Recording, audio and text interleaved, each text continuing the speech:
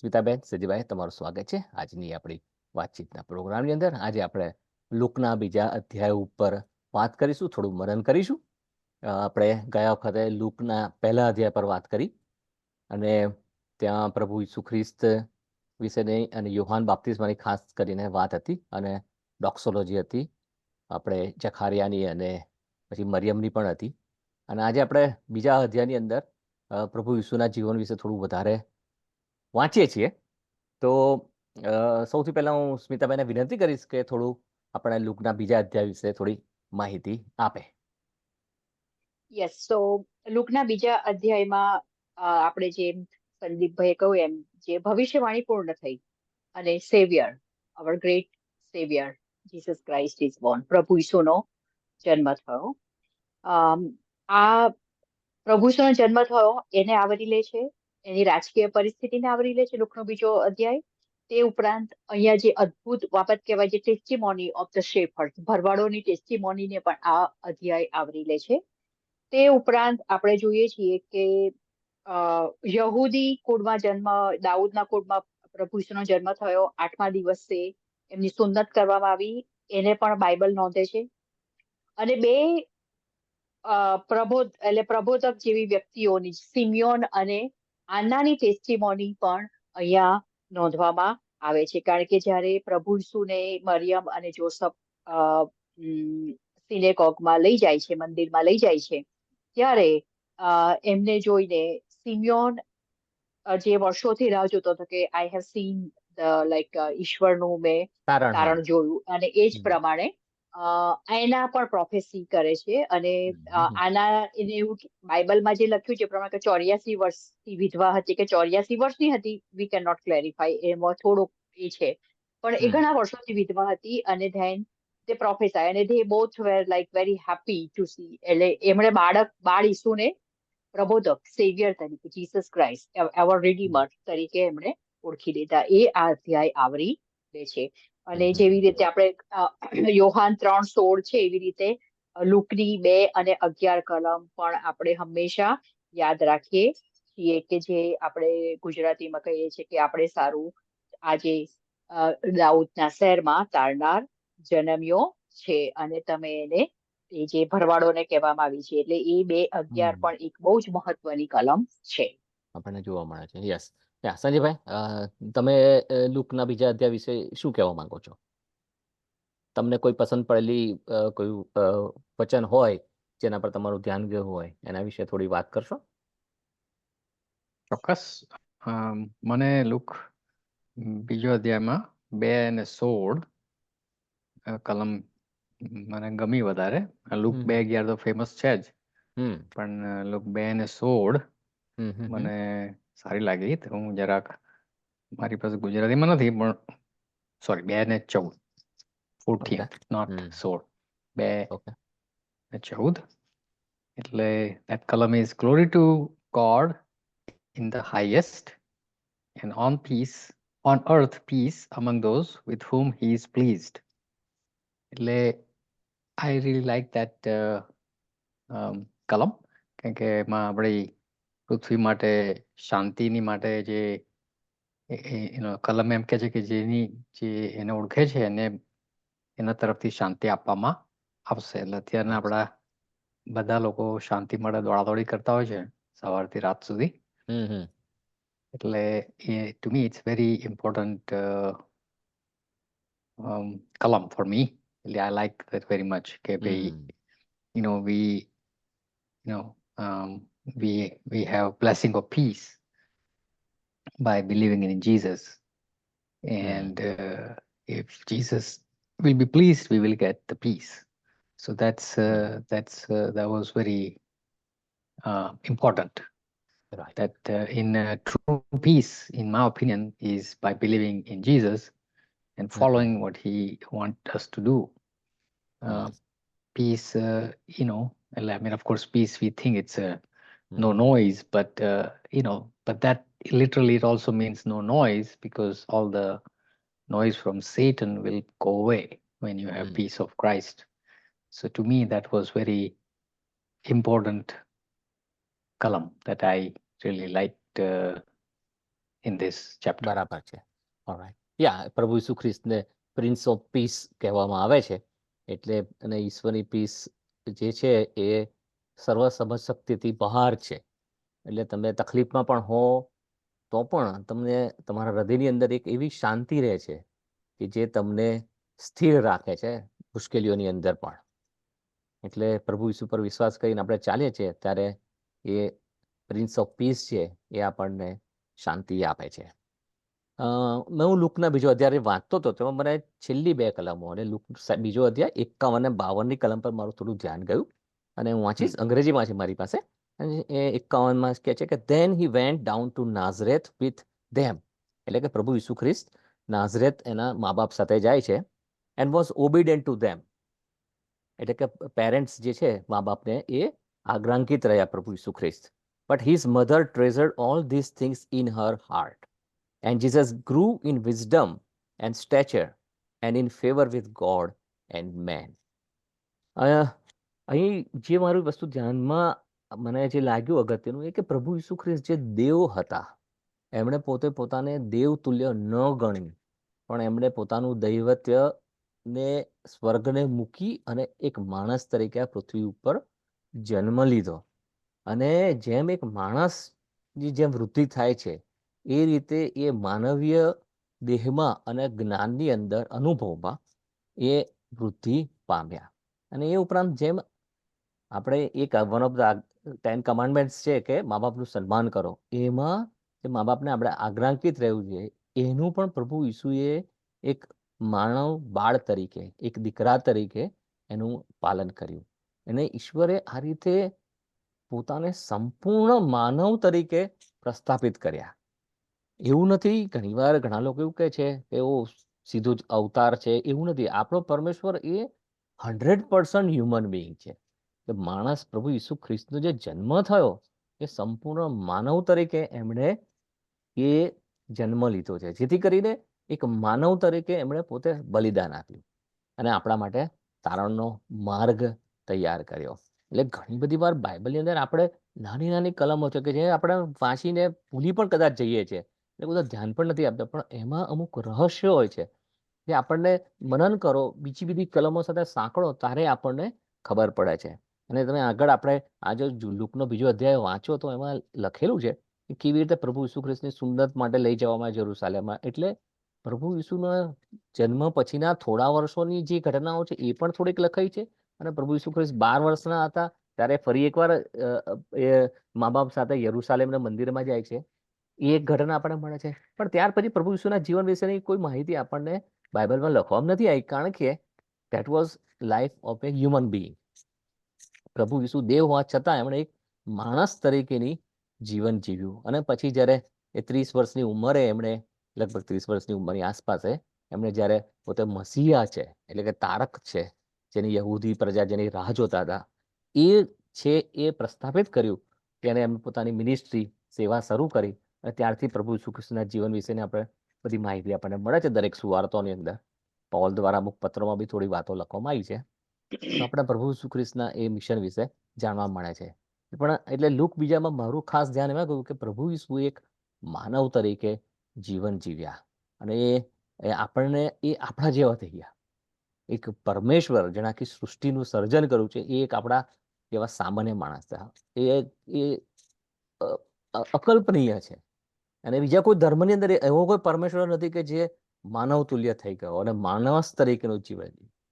ચક્રવર્તી રાજા ને એવું બધું થઈ જાય છે, પણ કદી કોઈ એક સામાન્ય માણસ તરીકે એ કોઈ જીવન જીવ્યું નથી. ખાલી એક પ્રભુ ઈસુ ખ્રિસ્તનું જ જીવન જે સાક્ષી આપે છે કે માણસ તરીકે હતા. અને પ્રભુ ઈસુ વિશે જે સ્મિતાબેને જે આના એક પ્રભુ વિશે સિમિયોનની જે વાત કરી તે ટેસ્ટિમની આપેલું કે પ્રભુ પવિત્ર આત્મા દ્વારા એ લોકોને પ્રેરણા મળે કે જે લોકો એક બાળકને જોઈને ઓળખી શક્યા કે આ જગતનું તારણ કરતા ને તારણહાર છે. એટલે આ પણ એક બહુ અગત્યનો મુદ્દો લુકના બીજા અધ્યાયમાં લખવામાં આવ્યો છે. સ્મિતાબેન, તમે લુકના બીજા અધ્યાયમાં તમારા ધ્યાનમાં કોઈ બાબત આવી જેની પર તમારે કશું કહેવું હોય, કઈ મનન કરાવવું હોય?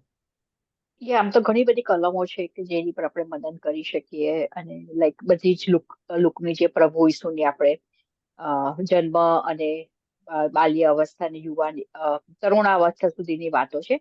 પણ આ જે કલમ જે મને ગમી છે તે આ છે જે લુક 34.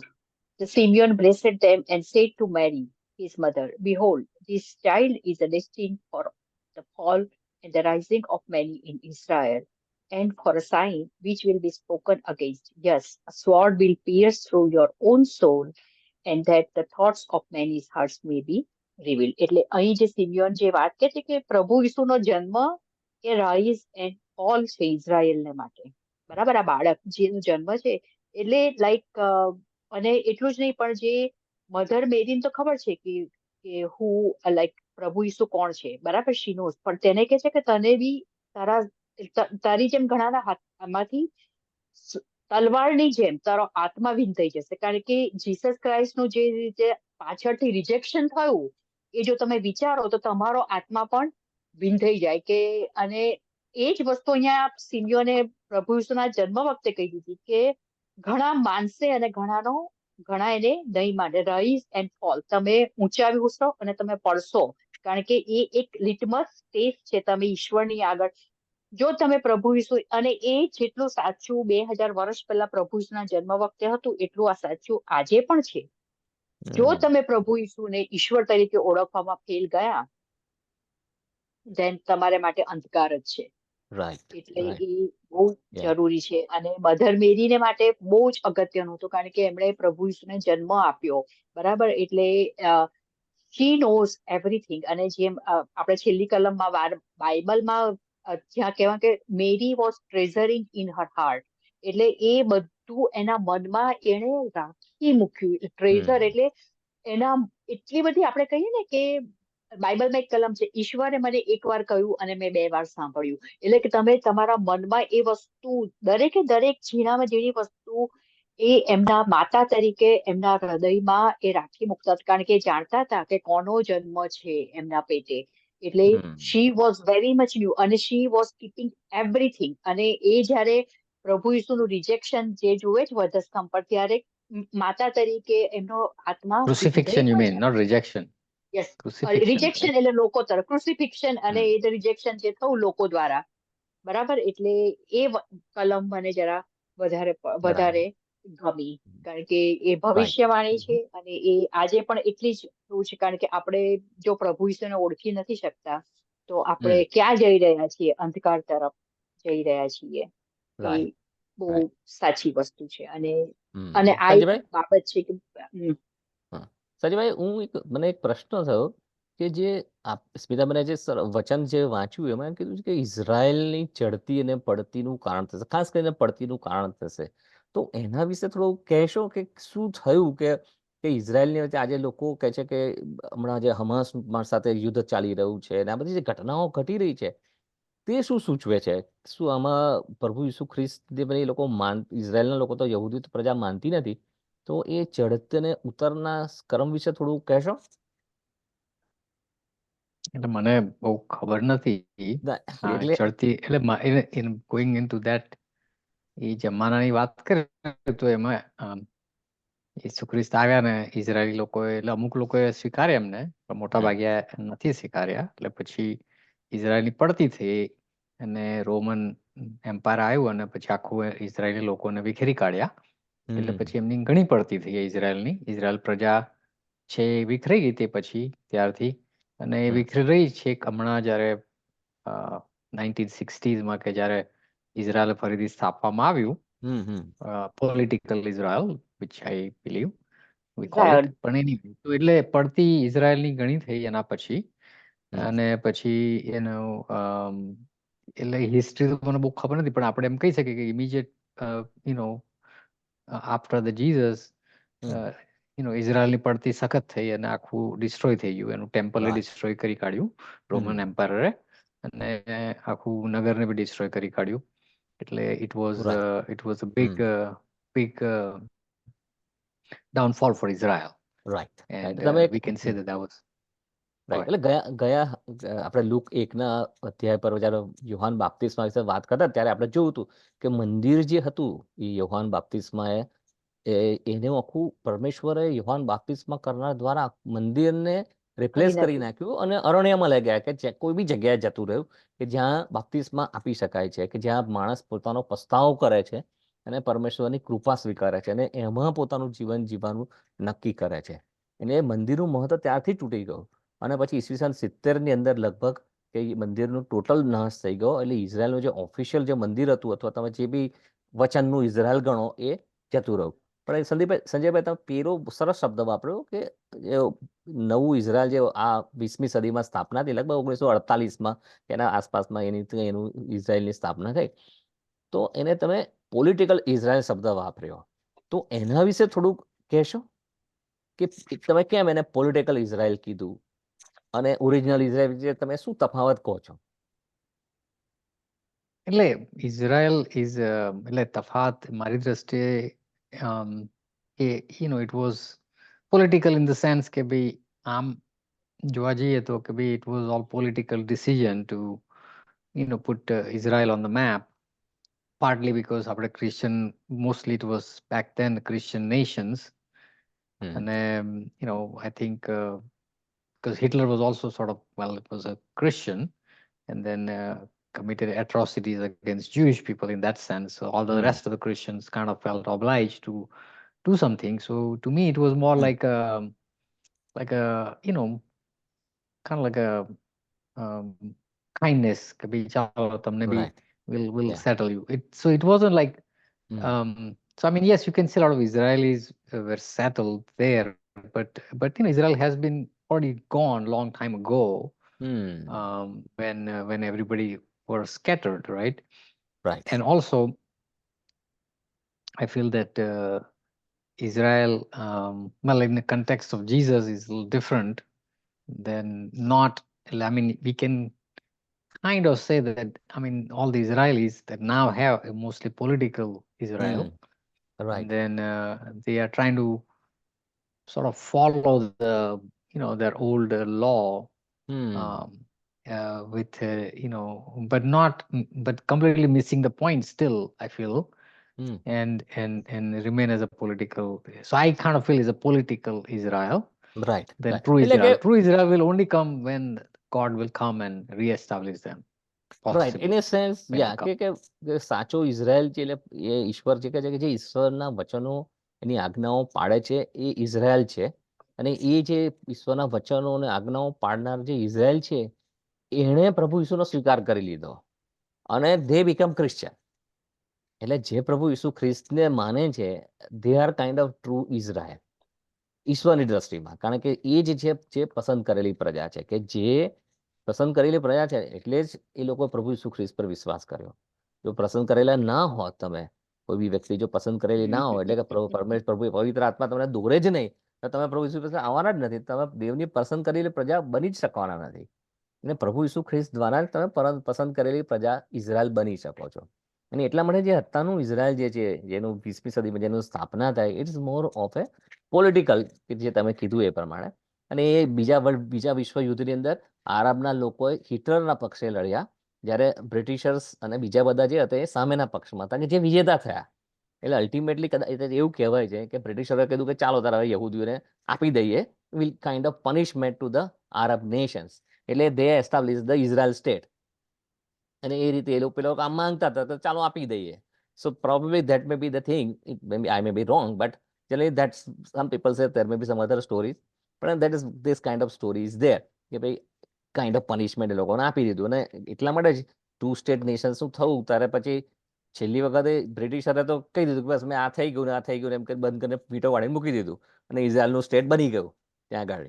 એટલે અને જે સેકન્ડ સ્ટેટ હતું એને પોલિટિકલી કશું બહુ મહત્વ મળ્યું નહીં, એને ઇઝરાયલની સ્થાપના થઈ ગઈ. But it's like we left from બાઇબલથી બહુ પોલિટિક્સ તરફ જતા રહ્યા. સંજયભાઈ તમે બરાબર શબ્દ કીધું વાપર્યો છે કે પોલિટિકલ છે આજનું ઇઝરાયલ, અને પરમેશ્વરની વચનો સાથે કંઈ બહુ સંબંધ નથી. અને એ લોકોએ પોતાનું જે સ્ટેટસ છે એ પ્રભુ ઈસુને ન સ્વીકારીને ગુમાવી દીધું છે. હવે કોઈ માને તો માને, ના માને તો ના માને, એ દરેકનું પોતાનું અંગત છે. આપણે કોઈને કન્વિન્સ કરવા માંગતા નથી, પણ બાઇબલ શું કહે છે એના આધારે આપણે કહી શકીએ છીએ કે અત્યારનું ઇઝરાયલ જે આપણે જોવા મળે છે એ પોલિટિકલ ઇઝરાયલ છે, જેને ઈશ્વર સાથે કોઈ ડાયરેક્ટ સંબંધ ઘણા નથી. લોકો પોઈન્ટ ચૂકી જાય છે કે સૌથી મોટો પોઈન્ટ તમે જ્યારે ચૂકી જાઓ કે જ્યારે તમે ઈશ્વરને ઓળખવામાં નિષ્ફળ જાઓ. તમારી હમ. દુનિયા તમને પછી when God is there and you cannot recognize, then something is wrong within you. Right. અને ઘણી વાર એમાં છે ને તમે કે ને સાદું યા સંજયભાઈ શું કહો છો? ના, એટલે મને એક પ્રશ્ન થોડોક થાય છે કે હું પેલું કંઈક રેવલેશન નું ચેપ્ટર સાંભળતો હતો, હમ પેલા પાસ્ટર સિરીઝ સાંભળું છે એમાં. હમ એટલે એમ કેવું છે કે in the revelation there are Jewish people will eventually come to know the Jesus and accept at Mhm. some point. Right. So it's possible that that time, when that comes, till then, of course, they're not, considered God's people, but and finally, if they come back, then it would be considered. So maybe that's the part of the reason that they have not come back to Jesus. એટલે આમાં કેવું છે કે એટલે પ્રશ્ન બહુ genuine છે અને એના પર ઘણી લોકો ચર્ચા ઘણી બધી લોકો કરે છે, પણ આમ સામાન્ય રીતે તમે જોવા જાઓ આપણે તો આપણે ઇઝરાયલને જ્યાં સુધી ડિફાઇન ના કરે ઇઝરાયલ શું છે ત્યાં સુધી પ્રશ્ન થયા કરે. બરાબર છે. એટલે તમે અને ઇઝરાયલ એટલે ઈશ્વરની પ્રજા તમે ગણો તો પ્રભુ ઈશ્વરની જે પ્રજા હોય પ્રભુ ઈસુ ખ્રિસ્તની પાછળ જ જાય. બરાબર છે. એટલે માનો કે હજુ અત્યારે યહૂદી પ્રજાએ નથી સ્વીકાર કર્યો, પાછળથી સ્વીકારશે. Okay, doesn't matter. Then he is they are Jews are અને યહૂદી લોકો જે છે એ વિશ્વની દરેક પ્રજાની સાથે સમકક્ષ જ છે. They are equally lost in the eyes of God. હવે જો એવા ઇક્વલી લોસ્ટની અંદર પણ જો ઈશ્વર પાર્સેલિટી કરે then it is kind of strange. God will not એમાં પાર્સેલિટી કરવા જેવું ને, કારણ ઈશ્વરે ઓલરેડી વચન આપી દીધું છે કે ઈસુ ખ્રિસ્ત મારફતે જ છે રસ્તો. લિટમસ ટેસ્ટ કહી દીધું ને, સિમ્યોને કહ્યું. હા, એને unless you believe in Jesus Christ, you are lost. પછી કે ઓછા લોસ્ટ છે કે ઓછો, એટલે તમે રસ્તો જ જ્યારે ભૂલી ગયા છે અશુદ્ધ, તો પછી that means like you are lost. હા, એટલે તમે દરવાજાની પાસે પીઠ કરીને બી ઉભા હોય but still you are lost. અને માણસ દૂર ઉભો હોય 5 માઇલ દૂર હોય એ બી લોસ્ટ છે અને તમે બી લોસ્ટ છો. છે. એટલે દરવાજો તમને દેખાતો નથી. હા, પણ ઘણી વાર શું છે કે જે રીતે ઘણા ખ્રિસ્તીઓ સાથે જયારે વાત કરી છે એ લોકો ઇઝરાયલના પ્રેમમાં પડી ગયા છે અને જૂનો કરાર વાંચ્યા કરે છે, પણ ઈશ્વરના વચનો નથી જોતા કે ઈશ્વરે શું કર્યું છે. પ્રભુ ઈસુ ખ્રિસ્ત તરફ જ નથી જોતા, બધી તરફ જુએ છે. જો સામે અત્યારે આપણે ગયા વખતે લુકના પહેલા અધ્યાય વખતે આપણે એ જ વાત કરી કે મંદિરનું જો સ્થાપના થશે તો ત્યાં પાપોને પાપાર્થણ આપવામાં આવશે. એટલે હું હમણાં થોડો ખબર એ પાપાર્થણ એટલે એબોમિનેશન એબોમિનેશન છે. ઈસુ ખ્રિસ્તનું અપાઈ ગયું છે અને એનું અપમાન છે. એનું અપમાન છે. એટલે રિવેલેશનમાં જે એટલે પ્રકટીકરણમાં જે લખ્યું છે કે અથવા કે યોહાની એટલે પોલ કહે છે કે જે શું કહેવાય એબોમિનેશન જે છે કે જે ન હોવું જોઈએ મંદિરની અંદર એ ત્યાં તમને જોવા મળે છે અને ત્યારે જગતનો અંત આવશે એવું કંઈક લખેલું છે. So that exactly what I feel કે it must be that કે જે પ્રભુ ઈસુ ખ્રિસ્તનું બલિદાન અપાઈ ગયું છે, પાપોની માફી મળી ચૂકી, છતાં ત્યાં તમે હલવાનની બલિદાન આપશો, કોઈ ઘેટું મારશે અને પછી તમે કરશો અને એ જોઈને બિલિયન્સ ઓફ લોકો જશે. કારણ કે આજે બિલિયન્સ ઓફ ખ્રિસ્તી લોકો છે એ મંદિર પર વાત જુએ છે કે મંદિરમાં થશે, મંદિરને આપણે જઈશું, દર્શને જઈશું અને એવું કરીશું, આ કરીશું. પ્રોબ્લેમ એ લોકો બી હલવાન છે, આ સિમ્બોલિકલી કરીએ છીએ, ખબર નહીં કે જે માને એ વખતે કોઈક નવી થિયરી કોઈ આપશે તો કે ભાઈ ચાલશે. એટલે એ લોકો ભરમાઈ જશે કારણ કે એ લોકો પ્રભુ ઈસુને યા પરમેશ્વરની ઈચ્છાઓને ઓળખી નથી શક્યા. એટલે આમ લાગે છે સરળ વાત. એટલે અને ઘણીવાર તમે સંજયભાઈ જે કીધું કે અમુક લોકો ઇન્ટરપ્રિટેશન છે, પણ એ શું એ લોકોએ મારી મચડીને યહૂદી પ્રજાનું તારણ કરવું જ છે. એ લોકોને આ પ્રજા બચવી જ જોઈએ ગમે તે થાય. ઘણી વાર એવું લાગે છે કે ઈશ્વર પિતા તો પેલા થાળી લઈને એમની પાછળ દોડતા હોય એવું લાગે છે. હજુ બી દોડે છે કે તું આવી જા, તું આવી જા. ના યહૂદી પ્રજા કે ના, હું તો નહીં જાઉં, હું તો તને ઈશ્વર નહીં જ માનું. એટલે ઈસુ ખ્રિસ્ત બિચારા બહુ કફોડી પરિસ્થિતિમાં છે. It's not like that. It's a done for like it is not like. એટલે મારું આપણે એવું કશું ને એટલે જે current Israel has nothing to with biblical Israel or the what Israel in Revelation they talk about, that has nothing to do with current Israel. That is 100% clear. What Israel now, બીજું કે એ લોકો છે કે ઘણા લોકો એવું કે છે કે ઘણા એવું કે છે કે દાઉદનો એ સ્થપાશે ને દાઉદના વંશજો છે, પણ દાઉદનો વંશજ તો ઈસુ ખ્રિસ્ત હતો ને ઈસુ ખ્રિસ્તના કોઈ વંશજો નથી. અને ઈસુ પણ એનો ખ્રિસ્ત રાજા બનવાના છે. હા ઇટ્સ એટલે ઓવર. બીજા લાઈક ના એટલે ફિઝિકલી જોવા જઈએ તો ધેટ ઇઝ ઓવર. પણ એટલે દાઉદના વંશમાં એટલે પ્રભુ ઈસુએ સ્થાપના કરી દાઉદનું રાજ્ય ને જેનો અંત નહીં આવે એવું રાજ્ય સ્થપાઈ ગયું છે. દેટ્સ વોટ બાઇબલ થઈ ટીચીસ. ગયું છે. એટલે ઇટ્સ હવે કઈ ઓવર. નથી. પણ મને એટલે ઘણા વખતે મારા ધ્યાનમાં છે ને હું વિચારું છું કે રિસર્ચ કરું વાંચું પણ પછી કંટાળો આવે છે નથી કર્યું. પણ એક વસ્તુ છે બાઇબલમાં છે ને ઇઝરાયેલી પ્રજા માટે કે બે શબ્દ વાપરો છે. એક ઇઝરાયલ શબ્દ વાપરવામાં છે અને જે હું એને માનું છું કે ઈશ્વરની પ્રજા, અને બીજી શબ્દ વાપરો છે યરુશાલેમ. એ યહૂદીઓ માટે યરુશાલેમ. શબ્દ યરુશાલેમ વાપરે છે. અને હું પેલું કદાચ બાઇબલના છેલ્લા પુસ્તકો કયા છે, માલાખીની આસપાસનું એક પુસ્તક છે, જખારિયા કે શું છે, ના જફાન ના એક ના એ યોશિયા, છેલ્લા પુસ્તકોમાં છે માલાખીને પહેલાની આજુબાજુ એકદમ નાનું પિક્ચર જફાનિયા, હબાકુક, જફાની હશે. નાહુમ, પણ anyway, હું શોધીને પછી કહીશ નેક્સ્ટ મીકા. વિડીયોની અંદર. પણ હમણાં આપણો વિડીયો આપણો સમય બી પૂરો થયો છે. હું ઝડપથી કહીશ કે ત્યાં એવું લખવામાં આવ્યું છે કે અંતના સમયોમાં જે યુદ્ધ થશે અને ખ્રિસ્તના લોકોની સામે યરુશાલેમ પણ લડશે.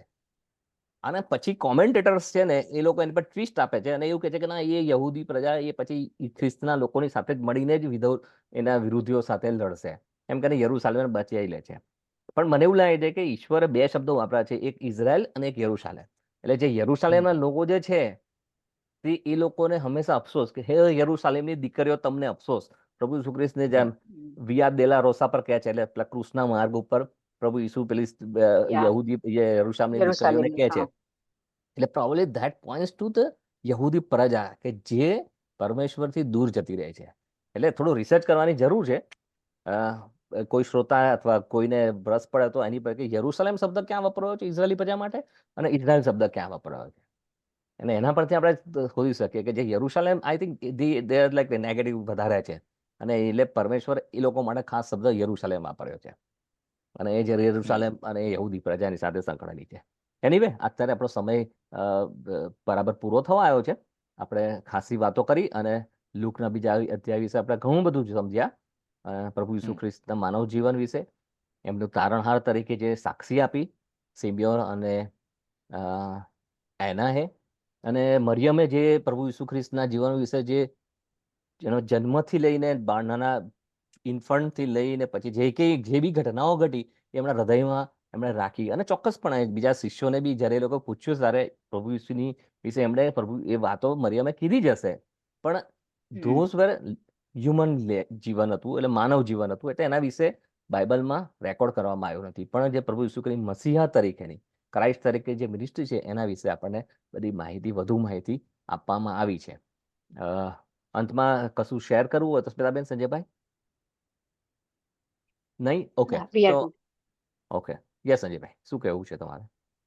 No, like Khali, just this is it's a Luke's book is as I was listening to this gospel preacher, but I think a lot of important things, because the prophetic all the prophecies came true, and Mary had all in his heart.